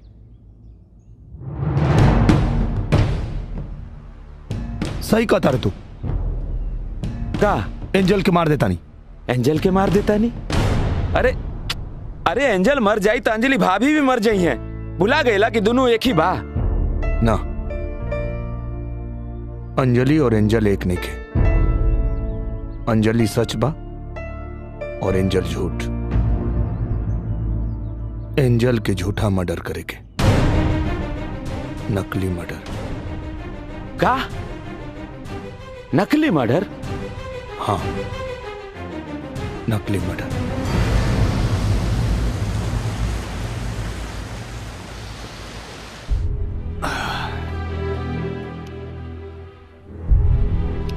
पता ना, पर एंजल अंजलि का दिमाग का उपज है। अगर अंजलि के दिमाग में एंजल मर जाती है तब कमा सकेला तुम्हारा आइडिया। लेकिन ये तू करवा कैसे? हमार भाड़ा के गुंडा लोग उनके किडनैप करी हैं और उनका के एक सुनसान जगह पे लेके जाए,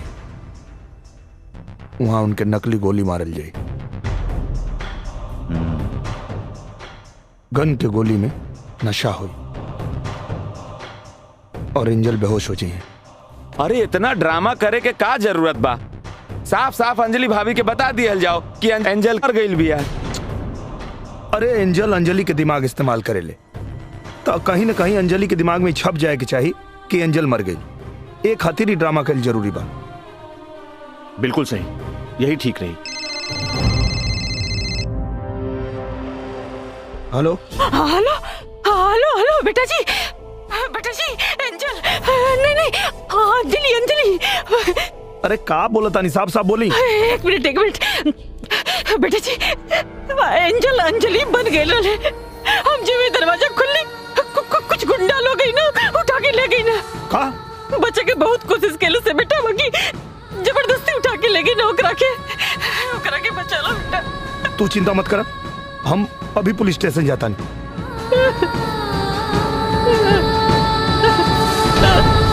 अरे मेरे भाई जल्दी से ठीक कर रे। ए देवा, कहाँ फंस गया मैं?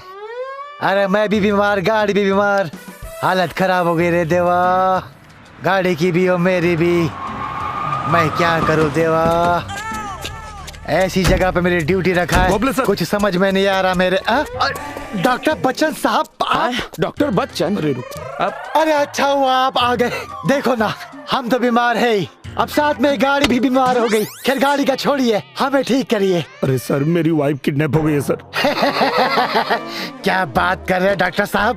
भाभी जी तो कुछ देर पहले टैक्सी में कुछ लोगों के साथ यहाँ से गई और हमने भाभी जी का चेहरा देखकर गाड़ी चेक भी नहीं किया और यहाँ से जाने दिया। अरे सर, वही लोग तो किडनैप किए हैं। हाँ। क्या वो लोग किडनैपर थे?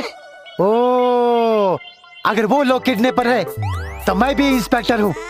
मुझे पता है वो लोग भाभी जी को कहाँ लेके गए होंगे।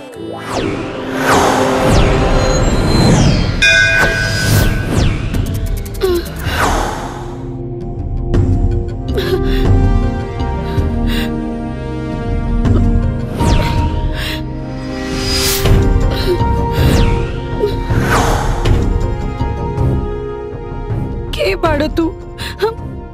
हमरा के यहाँ काहे ले आइल बाड़ो? बदला लेवे खातिर।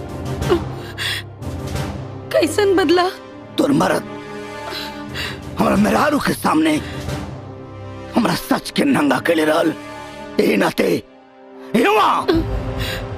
जहाँ तोनी के बियाह भइल रहे, आज दुनिया के सामने तोर सच्चाई नंगा करे खातिर ले आइल बानी। कैसन सच्चाई? ये कि सुपरस्टार निरहुआ के मेहरारू एगो पागल हिया। जब चाहेली अपन रूप बदल लेवेली।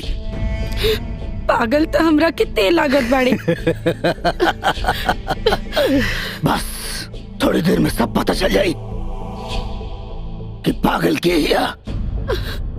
बस खाली हमरा एंजल के आवे के इंतजार बा। के एंजल?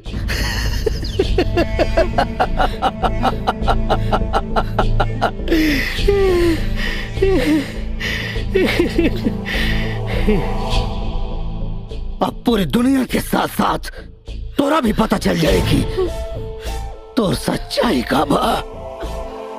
मास्टर!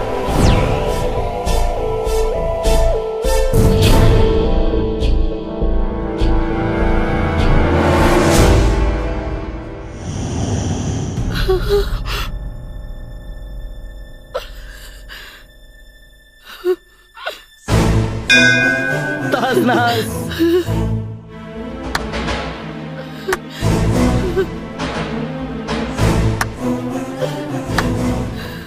वाह वाह रे हमार पगली स्टूडेंट, वाह तू तो निहायती अब जवान और खूबसूरत लगतारू हो। एगो बात कही, कमाल के लगतारू। अब तो तू कली से फूल खिल गई बड़ू हो, फूल। बहुत मजा आई। शुक्रिया बॉबी भाई, शुक्रिया। शुक्रिया बॉबी के ना, शुक्रिया देवे के बाद हमरे लइकन के दी जौन निरहुआ के कमजोरी ढूंढत ढूंढत तारा लगे पहुंच गए। शुक्रिया भाई लोग, शुक्रिया शुक्रिया। ए मास्टर जी, थैंक यू से काम ना चली। अच्छा फिर हमरो खातिर कुछ करा। काम चल जाई क्या एकरा से? चली ना दौड़ी। एकरा पीछे तो हम बहुत दिन से पड़ल बानी। ठीक बा, पहले हमके एकरा से निपट लेवे था, फिर तू लगन भी। ठीक बा? मास्टर मैंने बहुत कमीना हुआ। साक्षात देवी जी के मंदिर में एगो देवी समान लड़की के वस्त्र हरण। बॉबी इतना भी बड़ा कमीना नहीं है। तो ठीक बा, मंदिर से हम बाहर जाता नहीं। ले जाए। चल चल बाहर, चल चल चल बाहर। जय श्री मास्टर।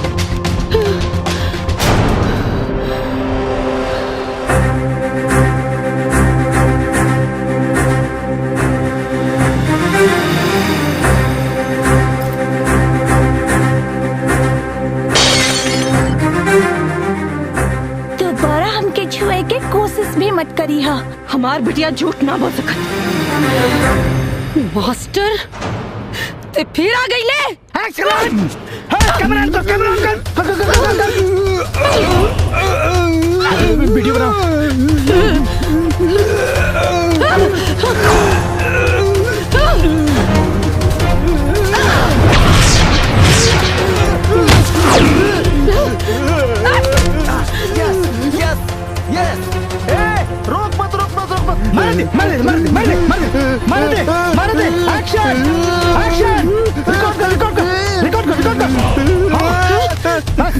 जिंदा ना छोड़ो। काले रानीना, काले रानीना, वापस मत आई है।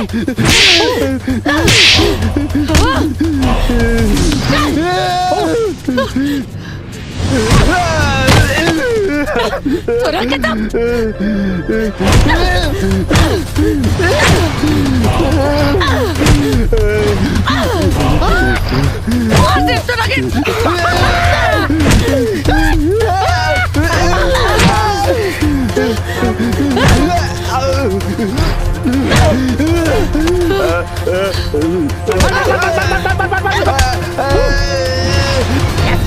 काले रानीना, फिर आई भी तो फिर मारा। मार दे।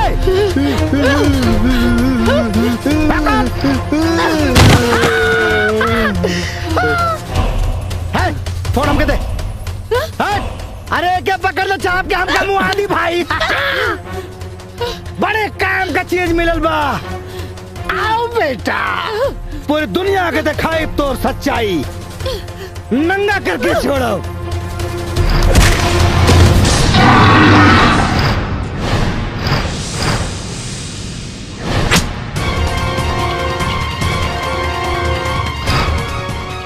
दुनिया फिल्म तो देखी, लेकिन तोरा और तोरा गुंडन के पिटाई के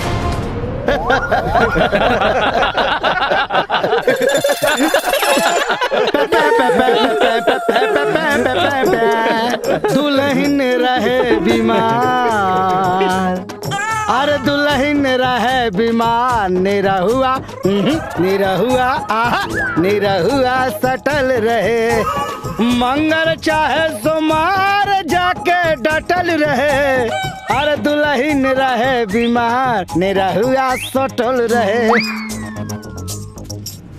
बाकी एक बात याद रखिया, हम और हमारी गुंडा पार्टी तोहरा लड़की से सटे ना दे। शायद तोरा के पता नहीं के कि निरहुआ खाली सटल ना डटल भी रहेला। डॉक्टर साहब ज्यादा जोश में मत आइए, ये लोग बहुत ज्यादा है और हम लोग बहुत ज्यादा कम है। मेरी फोर्स का इंतजार कीजिए, बस आती होगी। धुबली जी, ना ही ये डॉक्टर साहब हैं और ना ही आप बीमार हैं। ओके, ये डॉक्टर साहब नहीं है, फिर कौन है? अरे ये भोजपुरी के सुपरस्टार दिनेश लाल यादव जी हैं। निरहुआ। हाँ नीरू, अपना आपके निरहुआ समझा और मारा एक निके। कैमरामैन हरीश के साथ ओके निरहुआ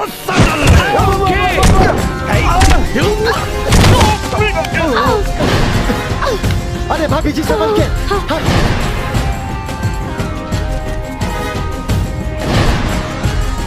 भाभी जी यहाँ छुप जाइए, आइए।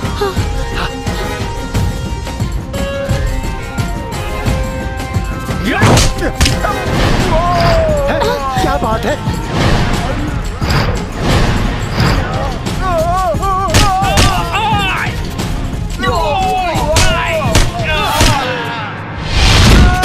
वाह, क्या चक्री घुमाया।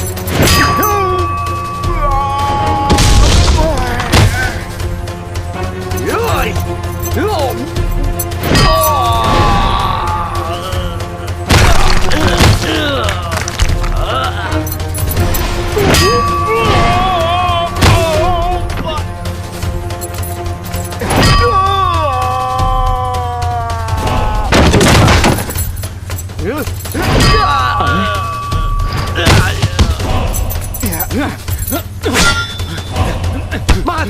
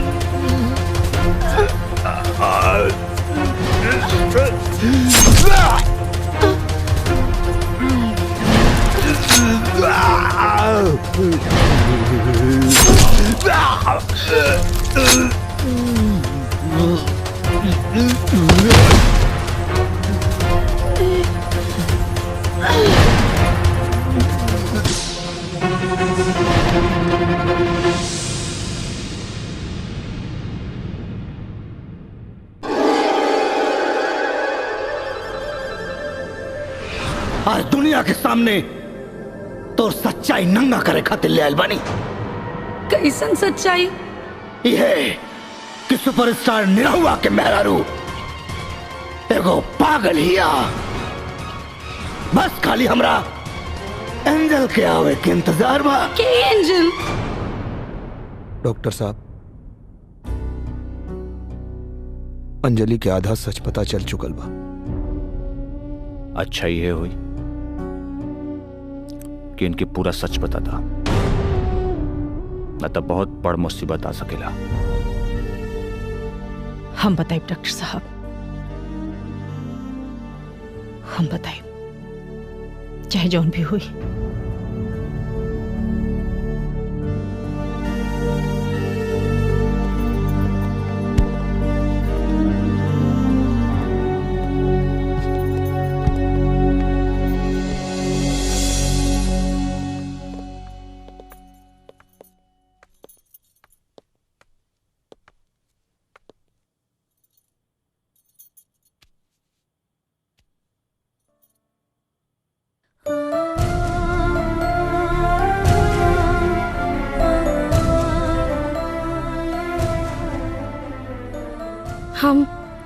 हम यहाँ कैसे?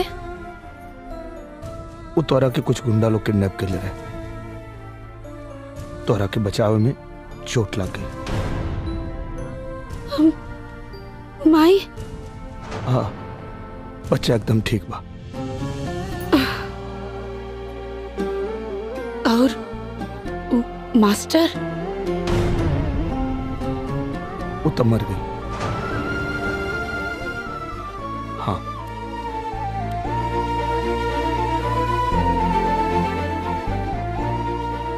ये देखो। बहुत अच्छा भाई। कैसे हो बिटिया? बस माई तनी सा दर्द बा। थोड़ा सा दर्द और बर्दाश्त करे के पड़ी। काहे? तोरा के एंजल के बारे में कुछ बतावे के बा बेटा। के एंजल? ई एंजल वो मास्टर और बॉबी की चाल रहे। ओकनी के पता रहे कि मास्टर के देख के हम गुस्सा में आ जानी, और यह बात के फायदा उठा के वो लोग हमरा के पागल साबित करे के चाहत रहे। इनका से बदला लेवल चाहत रहे, और रउआ लोग भी ओकनी के बात में आ गई नहीं। का अंजलि वो हमने के लगल कि शायद तू ओकनी के बात में आगे लो। हाँ, हम कहाँ आई बोकनी के बात में? चली, मरीज के आराम के सख्त जरूरत बा। अंजलि तू आराम करा, आप लोग बाहर चलो प्लीज। आराम कर बेटा।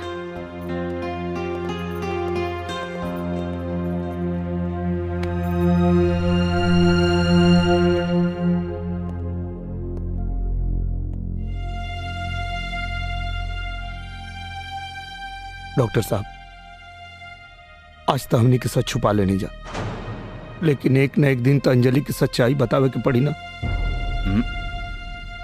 एक जरूरत कब्बो ना पड़ी। काहे? कहे कि एंजल और अंजलि दोनों का नजर में मास्टर मर चुकल बा, और जब मास्टरी दुनिया में नहीं खे तो एंजल आके का करी?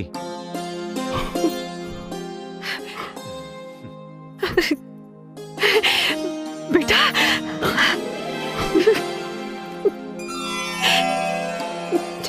तू जा जा। ई सुने खातिर हमार कान तरस गई रहे कि अब एंजल दोबारा ना आई। और ये खुशखबरी सुन के हम भाग के अंजलि के पास गई और अपना अंजलि के गले लगा लेनी। लेकिन बेचारी अंजलि के ये बात के पता भी ना रहे कि हम इतना खुश काहे बानी। एंजल दोबारा वापस ना आईली और हम चैन की नींद सुते लगनी। लेकिन शायद चैन की नींद सुतल अभी भी हमरे नसीब में ना रहे, काहे कि हमारा घर में एक नन्ही परी आ गई बिया, जोना के नाम हम एंजल रख ले। और हमार डबल ड्यूटी फिर शुरू हो गई, अपना बीवी अंजलि के और हमार नन्ही परी एंजल के। एक बार फिर से दुल्ही रहे बीमार, निरहुआ सटल रहे।